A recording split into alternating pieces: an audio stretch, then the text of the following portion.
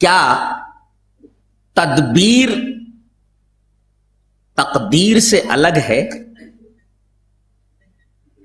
عام طور پر تقدیر کا یہ مطلب سمجھا جاتا ہے کہ اللہ تعالی نے انسان کے بارے میں جو کچھ لکھ دیا ہے اسی کے مطابق وہ عمل کرتا ہے. اس کا خلاف نہیں ہو سکتا. اگر کوئی برے راستے پر چل رہا ہے تو کہا جاتا ہے کہ اس کی تقدیر میں برے راستے پر چلنا لکھا ہوا ہے. کوئی اچھے راستے پر چل رہا ہے تو یہ کہا جاتا ہے کہ اس کی تقدیر میں اچھے راستے پر چلنا لکھا ہوا ہے.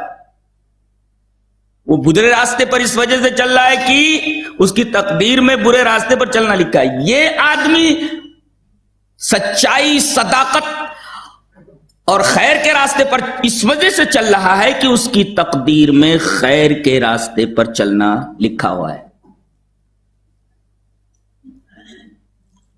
عام طور پر تقدیر کا مطلب یہ بھی سمجھا جاتا ہے کہ تقدیر میں جو کچھ لکھا ہوا ہے وہ تو ہو کر رہے گا، لہذا نکمے اور ناکارہ بن کر کے بیٹھ جاؤ. تدبیر کرنے کی ضرورت نہیں، عمل کرنے کی ضرورت نہیں. کیا تدبیر تقدیر سے الگ ہے؟ کیا تقدیر کو تسلیم کر لینے پر تدبیر کی ضرورت باقی نہیں رہتی؟ اس مسئلے کو سمجھ لیا جائے. حدیث اس طرح: وان ابن خزامۃ عن ابیہ ان رجلا اتى النبي صلی اللہ علیہ وسلم فقال ارأيت رقا نسترقيها ودواء نتداوى به وتقاة نتقيها هل ترد من قدر الله شيئا قال هي من قدر الله رواہ الترمذی فی کتاب القدر. حضرت امام ترمذی اس حدیث پاک کو ایسے ہی کتاب القدر میں لائے ہیں. ابو خزامہ اپنے باپ سے روایت کرتے ہیں کہ ایک شخص نبی کریم صلی اللہ علیہ وسلم کی خدمت میں آیا اور اس نے کہا کہ اے اللہ کے رسول، ایک سوال کرنا ہے. آپ نے پوچھا وہ سوال کیا ہے؟ اس نے کہا کہ ہم لوگ بیماری میں دم وغیرہ کرتے کراتے ہیں. کوئی ہم میں سے بیمار ہوتا ہے تو اسے ڈاکٹر کے پاس لے جاتے ہیں، طبیب کے پاس لے جاتے ہیں، اسے دوا پلاتے ہیں. وہ توقاتن نتقیہا، اسی طریقے سے دیگر احتیاطی تدابیر بھی عمل میں لاتے ہیں. تو یہ دم وغیرہ کرنا کرانا، بیمار ہونے پر علاج کروانا، ڈاکٹر کے پاس لے جانا، دیگر احتیاطی تدابیر اختیار کرنا، یہ کیسا ہے؟ کیا ایسا کرنے سے تقدیر بدل جاتی ہے؟ ہل ترد من قدر اللہ شیئا، کیا اس سے تقدیر کے اوپر کچھ اثر پڑتا ہے؟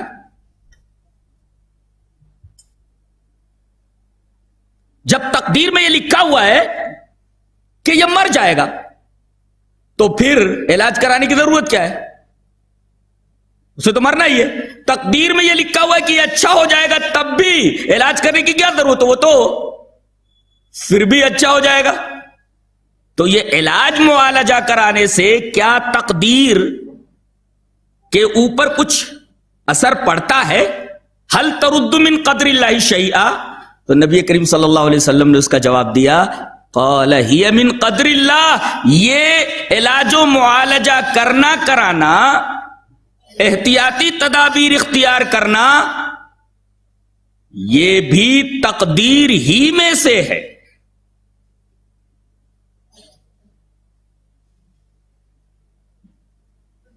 پتہ یہ چلا کہ تدبیر بھی تقدیر میں داخل ہے.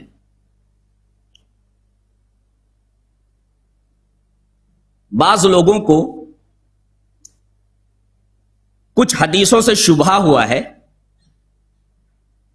کہ تدبیر اختیار نہیں کرنی چاہیے، تقدیر میں جو لکھا ہے وہ تو ہو کر رہے گا۔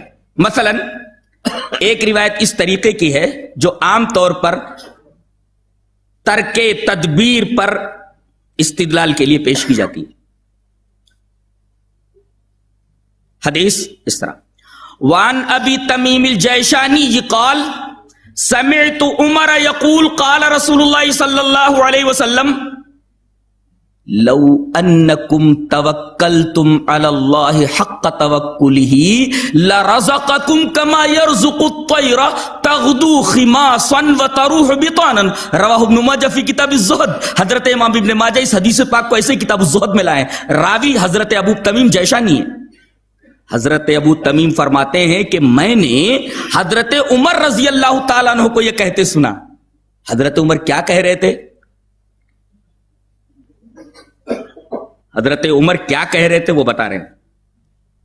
قال رسول اللہ صلی اللہ علیہ وسلم، یہ حضرت عمر کہہ رہے ہیں کہ رسول اللہ صلی اللہ علیہ وسلم نے فرمایا اگر تم اللہ پر اسی طرح بھروسہ کرو، اسی طرح ٹرسٹ کرو، اسی طرح توکل کرو جیسا کہ اس پر ٹرسٹ کرنے کا، توکل کرنے کا حق ہے، تو وہ تمہیں ایسے روزی پہنچائے گا جیسے کہ وہ پرندوں کو روزی پہنچاتا ہے کہ وہ صبح اپنے گھونسلوں سے بھوکے پیٹ نکلتے ہیں، شام کو جب واپس آتے ہیں تو ان کا پیٹ بھرا ہوا ہوتا ہے، خالی پیٹ نکلتے ہیں، بھر پیٹ واپس آتے۔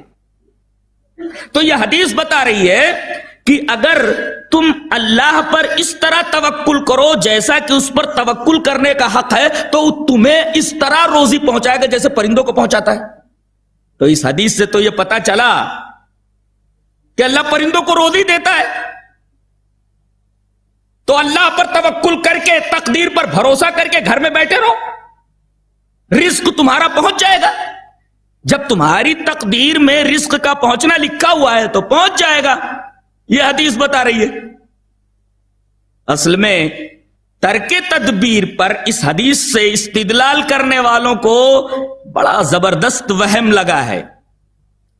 اس حدیث کے آخری ٹکڑے پر اگر وہ غور کرتے تو کم سے کم ترک تدبیر پر یہ حدیث استدلال میں نہ لاتے۔ اس حدیث کا ترجمہ پھر سے دیکھیے۔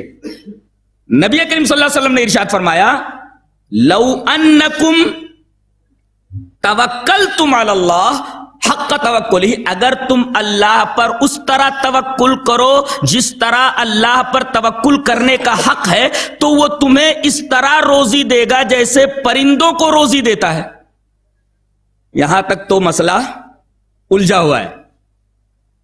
آخری ٹکڑا اس الجھن کو دور کر دیتا ہے کہ پرندوں کو کس طرح روزی دیتا ہے وہ دیکھو۔ تغدو خماسن، صبح صبح یہ اپنے گھونسلوں سے نکلتے ہیں، جب واپس آتے ہیں تو ان کا پیٹ بھرا ہوا ہوتا ہے۔ حدیث کا آخری ٹکڑا تو بتا رہا ہے کہ پرندوں کو گھونسلوں میں بیٹھے بیٹھے روزی نہیں ملتی، پرندے اپنے گھونسلوں سے نکلتے ہیں، روزی تلاش کرتے ہیں۔ اب روزی تلاش کرنا یہ پرندوں کا کام، پیٹ بھرنا اللہ کا کام۔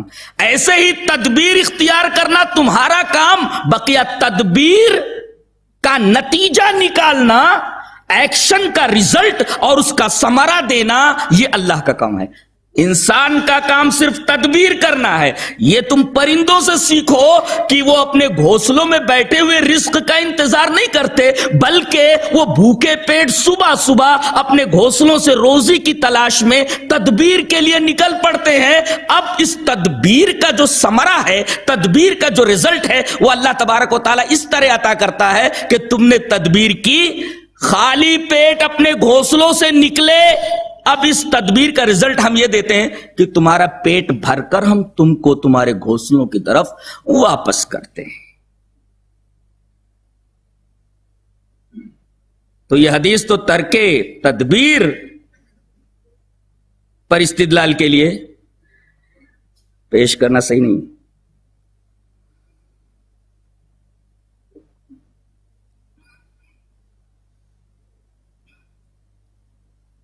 تقدیر پر ایمان لانے سے کوئی فائدہ ہے؟ دینی فائدہ تو ہے، اس لیے کہ توحید مکمل ہوتی ہے۔